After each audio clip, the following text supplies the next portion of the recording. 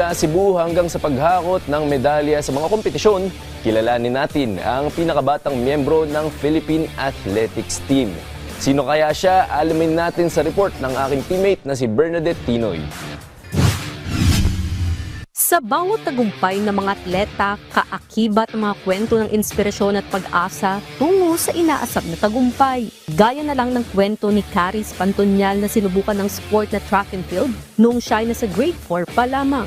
Nakitaan agad ng potensyal si Caris kaya naman mula Cebu City, tumungo siyang Manila para makipagsabakan sa mga magagaling na sprinters sa bansa. Ngayong nasa 18 gulang na ang half-American runner, siya na ang pinakabatang miyembro ng national team.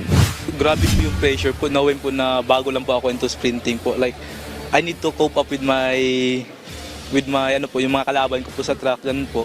Kasi late bloomer ako, kung parang ganun po, parang late bloomer pa ako. So, I need to cope up po talaga. At nito lang Abril nang nirepresenta ni Caris ang bansa sa Sri Lanka Athletics Relay Carnival.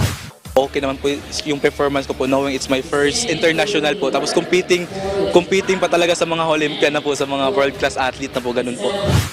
Samantala, sa katatapos na Philippine Athletics Championships 2025, nakuha ng kampo ni Caris ang gintong medalya sa 4x400 Mixed Relay Open. Bukod dito, plano rin ng 18-year-old athlete na makasali sa darating na Southeast Asian Games sa Disyembre.